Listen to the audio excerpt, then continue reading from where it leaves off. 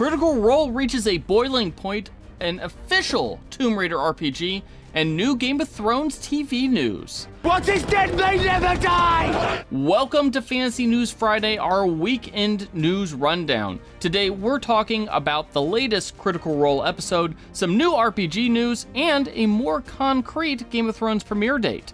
Now remember, if you like these kinds of news stories, be sure to hit the like and subscribe buttons so we can keep making them. Now, on to the news. Check this out. At one point during last night's episode of Critical Role, Matt Mercer mentions that he's fighting to hold on to this narrative, and that's probably the motto for Campaign 3. Bells Hells continues to struggle on the moon, both in terms of focusing on the task at hand, and in terms of threats both internal and external. This week, the party discovered a portal back to Exandria and fought an aboleth, which, let's face it, aboleths are awesome D&D monsters that should be used in every D&D campaign. Some big takeaways from this episode: Dorian isn't answering Orm's messages, which could mean that Dorian is dead, or more likely is busy with something else. Laudna is openly consorting with Delilah and seems to be swayed by Delilah's call to feed her in exchange for more power. And I'll give you everything you need to keep her safe. Also, Fern stepping through the portal back to Exandria means that the party has technically returned from Ruidus safe and thus fulfilled Nana Mori's promise, which means that Orm is technically now on the hook for fulfilling his end of his agreement with Nana Mori. Imogen is now glowing with Ruidus energies and is getting overwhelmed by a euphoric state because of it. So basically, half the party seems poised to lead the group into ruin. It's just a matter of which one goes off first. Now, the episode ended with the party close to the capital city of the Imperium, so we'll get to see some more moon culture next week. I've started to walk away and find my fortune elsewhere. Tomb Raider is getting an official RPG.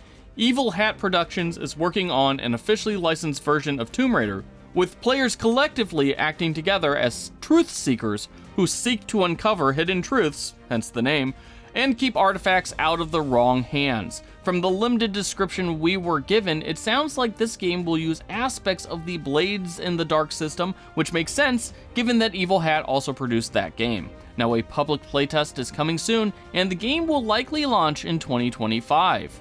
Can't wait! Kobold Press has released a new 5e supplement designed to make your game more Souls-like. This 15-page PDF adds new combat options and items, as well as explaining the core pillars of designing a campaign around a Souls-like experience, which, if it's anything like how I play my Souls-like games, it means lots of dying, lots of dying, lots of dying, and eventually just running away until I can figure out some way to spam the damn thing.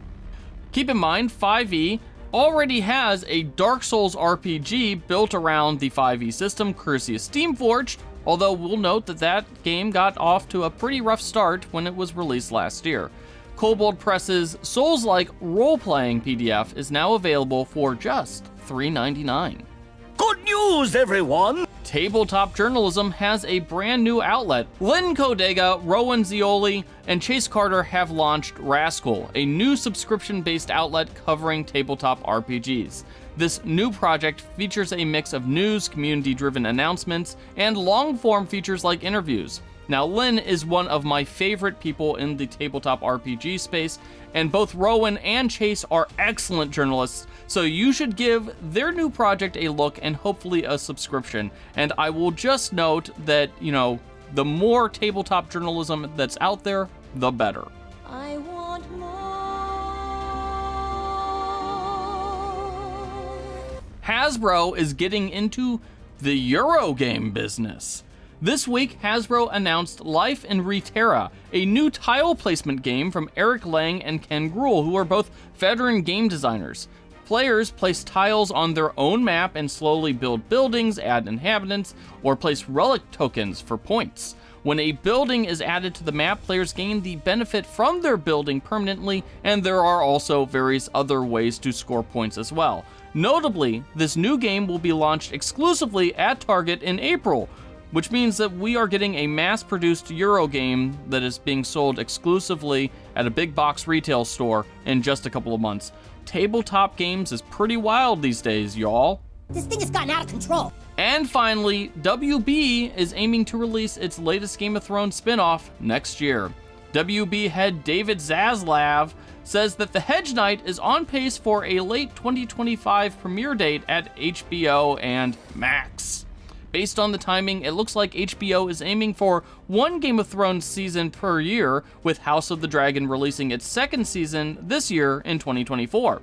The Last of Us Season 2 is also coming out in 2025, while the Dune spin-off is set for release later this year. But I want it now! That's all the news stories that we have today. Let us know what your favorite story was in the comments section below.